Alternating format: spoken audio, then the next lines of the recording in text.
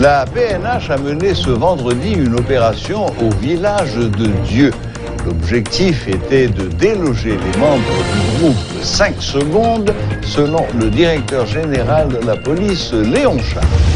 Un décret présidentiel considère désormais comme des actes de terrorisme le kidnapping, la détention illégale d'armes et l'érection de barricades sur la voie publique. Rencontre ce jeudi entre le président Jovenel Moïse et des membres du Corps Group. Les discussions ont porté entre autres sur le projet de nouvelle constitution, les prochaines élections et la question de l'insécurité. Le directeur général de la police nationale d'Haïti, Léon Charles, a fait le point sur l'opération menée ce vendredi par la police au village de Dieu. Selon le responsable de la PNH, cette opération avait pour objectif de déloger les membres du gang dirigé par ISO 5 secondes. Ce groupe serait responsable de plusieurs enlèvements. Il donne la garantie que les forces de l'ordre vont s'installer dans ce bidonville dans un avenir pas trop lointain. La police a une autorité sur tout le territoire. Par contre, si coin dans le pays que la police va rentrer, lever. Et c'est ça qu'on a décidé de rentrer au village de Dieu. Pour poursuivre, traquer, bandits depuis quelque temps, après des zones, kidnapper les gens, à le météo, en dans le village de Dieu. La police dit, il faut que ça finisse. Nous rentrer, nous courir derrière et nous prêter pour nettoyer le village de Dieu. C'est pour l'autre côté qu'il y a kidnappé les gens, demander des populations l'argent dans une situation difficile. Ce n'est pas seulement le village de Dieu. Il y a l'autre côté dans le pays que nous allons continuer de travailler. Dernièrement, il y a des bandits qui envahissent Wale 87, policiers, commissaires Kafouyo, prendre disposition avec les mecs moyens que vous avez gagnés pour repousser les bandits. Nous allons continuer de faire travail ça tout le reste du temps, jour dans le mois de décembre. Pour que la population, à l'approche des fêtes de fin d'année, qui a vaqué à l'occupation, pour finalement, pour battre la ville, pas dans nos zones que le monde n'est pas capable de passer. Ce n'est pas possible, et ne pas tolérer. Nous prenons toutes mesures et nous commençons à prendre mesures déjà avec commandement de la police, avec unité spécialisée pour nous rétablir l'ordre, pour que nous puissions commencer à sortir le soir, pour que à l'approche des fêtes de fin d'année, nous puissions commencer à partager entre eux, pour que l'État lui-même tout prenne disposition pour éclairer les zones, pour que Jean, président pays, CSPN, pour mettre la baille la police là et commencer baille la police là tout appuyer pour lui mettre l'ordre. Bandit ka fêter penser au cap fêter pendant 2-3 jours, 2-3 semaines. Mais faut que connaisse, faut bandit connaît durée de vie très courte. Durée de vie très courte, il a fait des ordres 1 semaine, 2 semaines. Mais la police là a toujours fait tout ça capable pour appliquer, pour exercer mission. Pendant qu'on a mis l'ordre, pendant qu'on a fait effort pour nous courir des bandits, pendant qu'on a fait effort pour nous bailler sécurité, ce n'est pas bandits seulement. Mais il y a un mouvement qui est le 609 là, qui n'est pas policier. Parce qu'un policier en uniforme, pas qu'à bouler les machines. Un policier en uniforme, pas qu'à craser, briser nos villes. Je me dis, la police dans son job noble. Principe nous c'est loyauté, discipline, engagement. Donc, un policier qui n'a pas suivre le principe ça, place lui c'est dans l'autre institution. Même si un bandit qui a kidnappé les gens, place c'est l'autre côté. C'est pas le village de Dieu. C'est pas Bel-Air. C'est pas Graville très bientôt. Un calme apparent régnait dans la zone du village de Dieu ce vendredi 4 décembre après l'opération de la police. Le dispositif sécuritaire des forces de l'ordre était toujours en place au boulevard Harry Truman. Des blindés bloquent les divers points d'accès au village afin d'empêcher une offensive des bandits armés. Aucun bilan partiel n'est disponible puisque les forces de l'ordre ont indiqué que les opérations étaient toujours en cours. En dépit des affrontements, les résidents n'ont pas fui le village. De rares véhicules continuaient à emprunter la route en dépit des affrontements.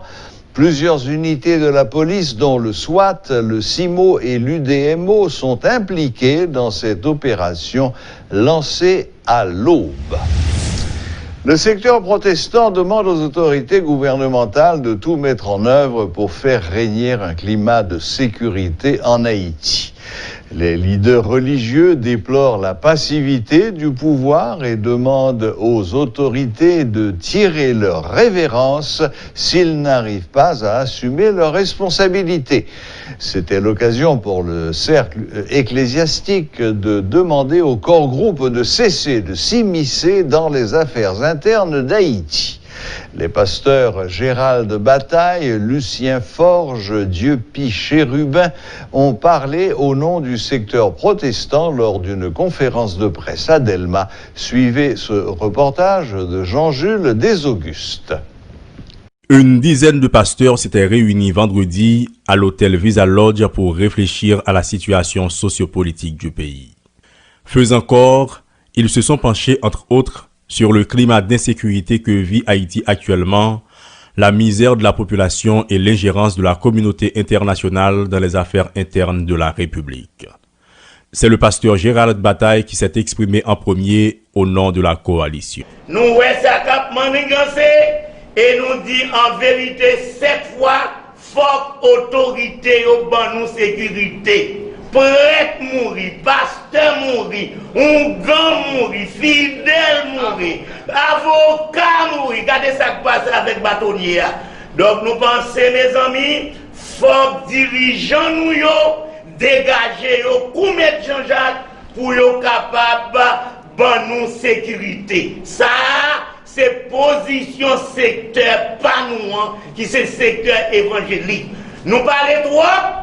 Et cette fois-ci, nous dit assez. L'ancien président de la Fédération protestante d'Haïti s'est montré pour sa part plus subtil sur la question. Le pasteur Sylvain Exantius a mis en garde les autorités contre toute passivité et tout laxisme. Il a évoqué les paraboles significatives en pareilles circonstances. Parabole l'a dit, si on figuier par bail fouille, n'est pas supposé occuper terrain. Le bilan de l'insécurité devient critique. Le tableau est sombre. Le secteur protestant n'entend pas rester inactif. C'est le pasteur Dieu-Pie Chérubin, sénateur de la 50e législature, membre de ce regroupement protestant qui s'exprime. Nous prenons conscience de toute réalité et nous mettons tête nous ensemble et que pour nous dire papa ici, nous délivrer nos souffrances, nos caca, nos misères contre nous n'avons pas de responsabilité pas nous, non misère peuple nous. Nous n'avons pas de responsabilité pas nous, non l'église qui a kidnappé. Nous n'avons pas de responsabilité pas nous, non prêtre, non pasteur, non avocat, non docteur, non bon corps qui a kidnappé, il a maltraité, il a passé, il a fait passer misère. Nous prenons conscience que nous avons une responsabilité là-dedans. Et nous avons fait tout ça pour nous capables pour que nous-mêmes, dans le jour qui vient, nous faisons que c'est l'homme qu'il faut qui occupe la place qu'il faut. C'est la femme qu'il faut qui occupe la place qu'il faut. Un autre point abordé dans le cadre de cette conférence de presse est le dossier de la communauté internationale. Pas plus tard que jeudi, le président de la République a, dans un tweet, informé la nation de discussions avec le corps groupe sur le projet de la Constitution, le climat de l'insécurité et le dialogue interhaïtien. Une nouvelle qui mécontente le secteur protestant. Le pasteur Gérald Bataille hausse le ton. Une bonne nouvelle pour quoi groupe là. Moi demande quoi groupe là dans toute intégralité. Rete dans Wally. Fermez bouche dans bagaille qui bagadel. À part États-Unis qui problème avec Trump et Biden, ça yo pas rentrer pour aller parler avec Mounsayo. Si la haute hiérarchie catholique, en dénonçant la crise politique déstabilisante du pays, a proposé ses bons offices pour une médiation, le secteur protestant, de son côté, se contente de critiquer et annonce des actions pour attirer l'attention des autorités sur l'urgence de l'heure. Jusqu'à présent, face à la situation du pays, chaque secteur monte au créneau pour dénoncer, accuser et annoncer. Pour une fois, et si les représentants de toutes les religions décidaient de parler d'une seule voix? Rappelons-le, l'union fait la force est la légende d'Haïti. Pour renforcer la sécurité dans le pays, l'exécutif a décidé d'ajouter un certain nombre d'actes comme la pose de barricades, la détention d'armes illégales ou le kidnapping à la liste des actes de terrorisme. Selon Maître Patrick Laurent, le texte de ce décret présidentiel devrait être ajouté au code pénal qui vient d'être publié pour éviter un problème sur le plan technique. Le consultant juridique de Radio Métropole évoque une publication qui aboutit à un désordre normatif. Suivez ses explications. Si nous sommes en état de droit, par rapport à décret, ça, nous avons un code pénal qui fait sortir. Un code pénal là-bas, comme ça veut dire qui ça? Déjà, une modification qui fait dans le code pénal qui va sortir. Parce que le texte, ça, t'as supposé insérer dans le code pénal. Donc, ça veut dire, sur le plan du droit pur, si nous sommes en état de droit, ou bien à l'université, il y a un problème, juridique, qui un cafouillage juridique, bon code pénal, qui est publié, et maintenant, il y a un décret encore qui vient. Est-ce que le décret, ça va le greffer sur le code pénal là? Théoriquement, l'État est supposé greffer et faire partie du code pénal là. Si on va modifier le code pénal là, si on va faire des ajouts et corrections là-dedans, le décret, ça t'a tout sorti, pas le même décret, t'as tout sorti dans le code pénal là, dans le chapitre qui va traiter du terrorisme. Donc, ceci, sur le plan technique, lui poser un problème sur la méthodologique. Bon, maintenant, nous venons des infractions que vous aggravées, comme si vous augmenté peine, et il y a des infractions qui pas criminelles qui viennent criminaliser. Par exemple, détention d'armes, port d'armes, décret de 1989 jusqu'à présent en vigueur, c'est considéré que trafic, que détention d'armes automatiques, il est considéré comme un délit, c'est un barrage correctionnel. Et à partir de décret ça, il va criminaliser, il va un barrage criminel. Et le barrage qui est dans le décret, peut-être que pendant l'appel là, il dit si on joue avec 11 âmes, et auteur de munitions gagné, là même c'est auteur de peine. Mais la précipitation, oui, mais il a oublié que si on joue avec 11 âmes, il n'y a pas de munitions là-dedans. Voilà, supposé que peine. Ça veut dire qui ça? Détention d'armes illégales, l'État en infraction, c'est si on a des munitions. Bon. Donc, là, ça, il y a un pile bail pour visiter. Je pense que c'est vrai, dans la situation, il faut que tu aies renforcé quelques peines. Il faut que tu aies que la peine soit effective. Mais tout, il faut que tu aies une question de méthodologique. Comme une commission qui a pensé sous le code pénal à partir d'un pile tollé qui est fait dans la société, au texte, ça, tu as sorti le nouveau code pénal là, parce que là, nous avons des ordres normatifs. Cependant, sur le plan là, sur le plan au sens large, je pense que c'est ton texte pour ta travail et puis pour insérer le code pénal là, pour ta passer. Pour ta un seul texte, pour pas qu'il y ait plusieurs de textes épars. Le président Jovenel Moïse a rencontré jeudi les membres du corps groupe.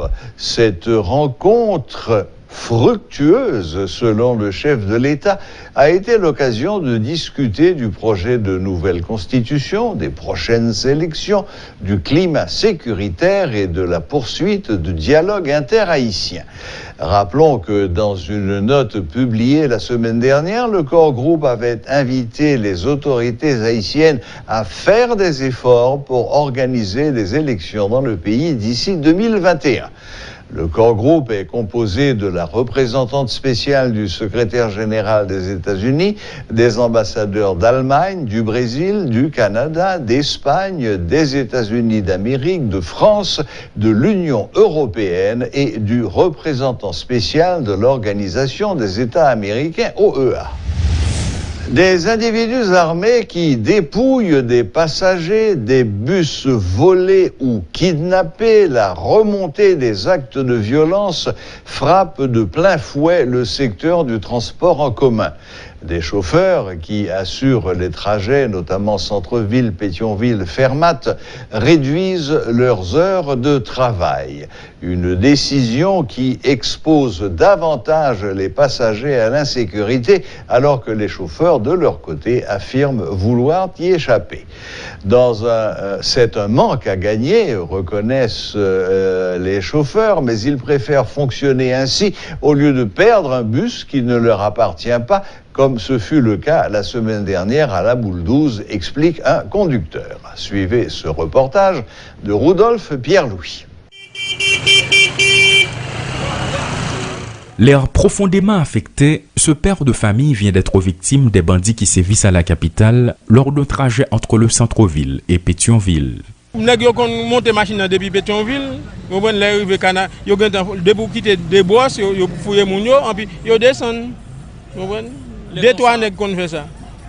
Pour sa part, ce chauffeur est inquiet à cause des hommes armés qui se font parfois passer pour des passagers et dépouillent sans distinction toutes les personnes se trouvant à l'intérieur de son véhicule. Il voudrait agir, mais il craint pour sa vie. Quand on est père de famille, il n'est pas facile d'être à la fois un héros. Yo prend téléphone tout le monde, boost moun, yo fin prend téléphone, la fin y prend boost. La fin prend boost, yo prend valise, yo prend $600 moins. Et puis il dit chauffeur aller, même quand on seconde, mon motocyclette, faut dire ça ma machine motocyclette. Yo tout monde plap y aller. Et puis l'aime camper enseignant, on passe par bloquiste. Machine police a passé, motocyclette a passé, mon api a passé, on a coupe monter côté sans nèg a fouiller machine dedans. Nèg a fouiller moun dedans machine là. Même si bon nombre de crimes sont le fait des motocyclistes ou de leurs passagers, ils ne sont pas tous des malfaiteurs et peuvent même être victimes de l'insécurité. En effet, les bandits viennent juste de voler la moto de ce jeune citoyen. Ça soit privé là, tout dernièrement là, ça m'a beaucoup gagné 3 mois depuis deux messieurs braqués armes sur mon moto $22,000 moins. Même pas je n'ai aucun monde qui est capable pour me support dans le cas comme ça. Jusqu'à actuellement là, une moto en bas là, c'est pas même pour moi, c'est bon mon collègue m'a fonctionné. Parfois, des individus armés attendent la tombée de la nuit pour provoquer un embouteillage afin de passer à l'action. Des cas répétés ont été recensés, notamment à l'intérieur de Delma, à Paco et à La Boule, ce qui oblige les chauffeurs à modifier leurs horaires de travail. À cause de l'insécurité, depuis le fait 5 h de l'après-midi, je rentre les matins, surtout les matins, dès qu'on levé à 5 h du matin, ouais, avec cause d'insécurité, à m'obliger de sortir à 6h30, 7h moins. L'essentiel, joue pas. Bon, 6h exact, comme le temps, température, fait noir, 6h.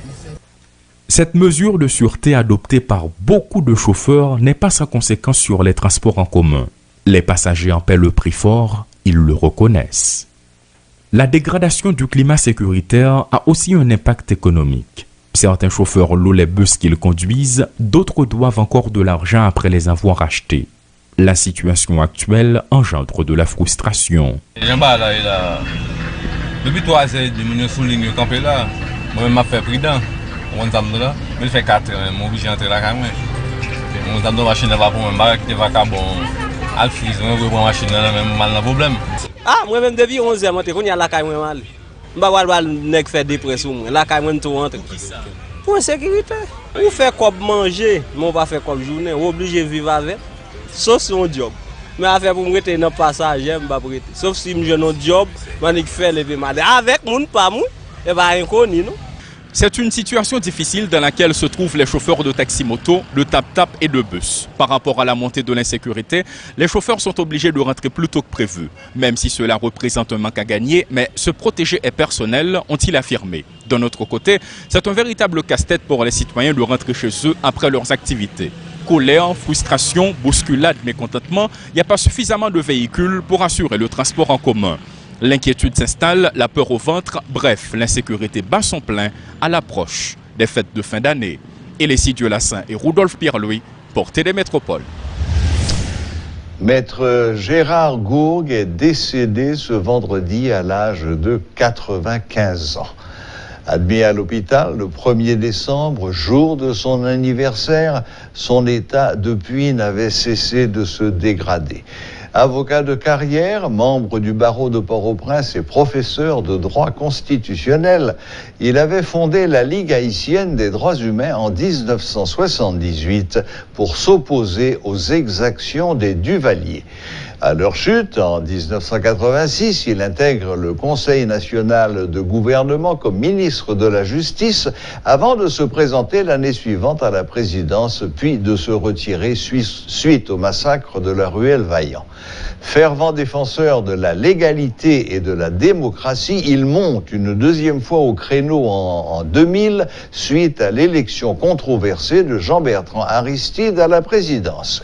Il est désigné à cette époque président symbolique du pays par la convergence démocratique. Après 2004, déjà âgé de plus de 80 ans, il s'était tenu en réserve de la République, intervenant ponctuellement pour soutenir des causes qu'il estimait justes. Radio-Télé Métropole présente toutes ses sympathies à la famille de Maître Gourd. La boucle est bouclée. Merci de nous rester fidèles.